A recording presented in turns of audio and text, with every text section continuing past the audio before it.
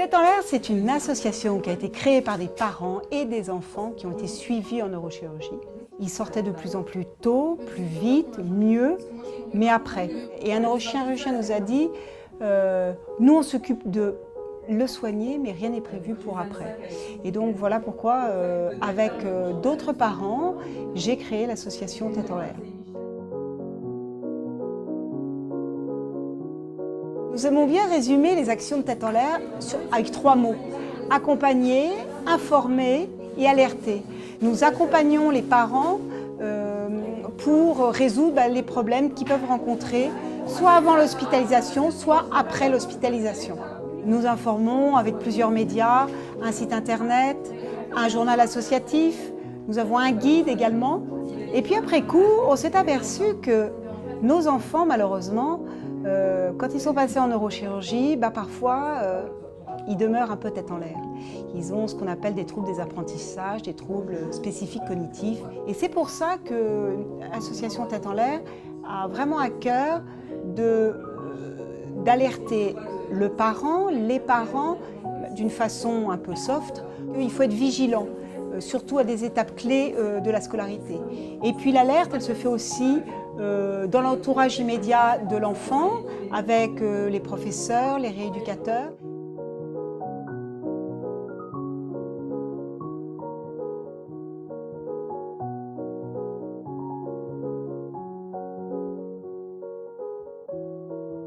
Les personnes souvent viennent parce qu'ils ont vu par internet, parce qu'ils ont rencontré une personne ou par le bouche à oreille. Du coup, il y a eu un premier contact, un contact internet, un contact téléphonique. Il y a aussi parfois une petite soirée de présentation faite par des bénévoles. Donc une fois que ces personnes-là disent que ça les intéresse, elles me rencontrent. Et puis au bout d'une semaine, elles me disent oui, je suis à fond ou non, finalement ça ne m'intéresse pas. Et la semaine d'après, c'est parti, j'envoie la candidature aux gens de Tête en l'air qui font le planning avec les nouveaux bénévoles. Donc ça permet à l'association d'avoir des bénévoles qui sont vraiment engagés, qui s'investissent et qui sachent où ils mettent les pieds. Et puis aussi le but pour le bénévole lui-même, à la fin de l'entretien, ça permet de se dire oui, je comprends mieux où je mets les pieds, ça m'intéresse pas, ou je me sens pas encore prêt.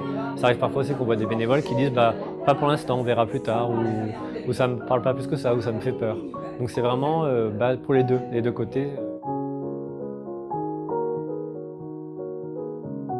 Je m'occupe principalement de l'organisation des petits déjeuners. Alors, les petits déjeuners sont organisés donc, tous les samedis matins. Nous sommes 2 à 3 bénévoles. Notre rôle, principalement, c'est d'écouter les parents, de les informer et de les accompagner. Alors, les écouter, effectivement, ça leur permet de sortir de leur chambre et d'oublier un petit peu la maladie de leur enfant. Et puis de les accompagner après, quand ils rentrent chez eux. Donc on leur met à disposition un numéro de téléphone et une personne de l'association s'engage à les rappeler.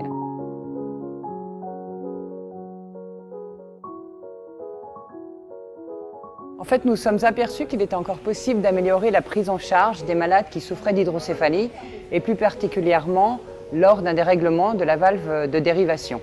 Nous sommes partis d'un triple constat. Le premier est que les patients ne savent pas toujours reconnaître les symptômes liés à un dysfonctionnement de la dérivation. Deuxièmement, trop de patients ne savent pas vers quel service médical s'orienter. Et troisièmement, nous avons constaté que les malades souffrant d'hydrocéphalie n'avaient pas forcément leur carte de porteur de valve de dérivation.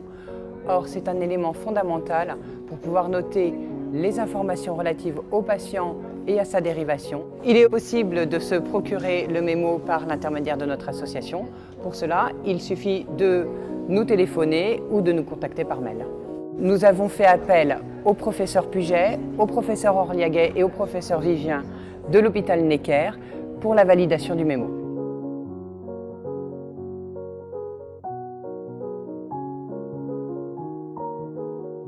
Alors l'hydrocéphalie, pour faire simple, c'est l'augmentation du volume du liquide cérébrospinal dans les cavités que l'on a dans le cerveau. C'est quand même une pathologie qui est très fréquente. On dit que c'est quasiment notre pain quotidien de mettre en place des dérivations, de faire des ventriculostomies. Donc ce mémo, en fait, moi, je trouve que c'est un peu le carnet de santé de la valve et de l'enfant, puisque il y a dessus, déjà, le chirurgien référent, l'hôpital référent, donc c'est très important si l'enfant change de ville ou s'il va en vacances ailleurs, à l'étranger ou en province. Les familles à qui je l'ai remis sont ravies. Parce que pour eux, c'est très clair. Ce qui est écrit à l'intérieur également leur a parfaitement convenu. Donc ils ont bien compris l'intérêt de cette carte, surtout quand on leur parle des dysfonctionnements éventuels. Donc c'est quelque chose de très intéressant puisqu'on a les informations sur la valve et ce qu'il faut faire si ça ne va pas. Donc, je pense que c'est vraiment... maintenant, on va trouver que c'est indispensable finalement.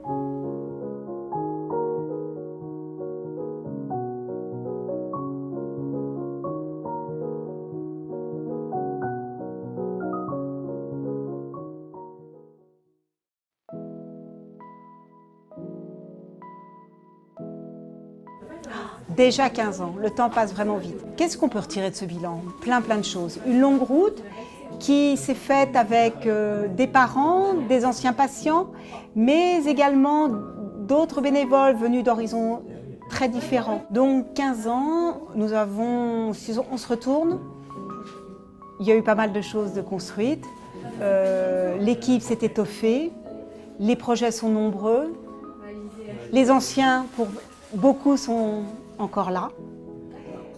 Je dirais que c'est une grande famille. J'avais toujours l'habitude de dire qu'une association avance au rythme que les bénévoles lui donnent. Finalement, en 15 ans, le rythme a été bon, même si parfois, je l'avoue, je m'énervais un peu parce que je trouvais que ça n'allait pas assez vite.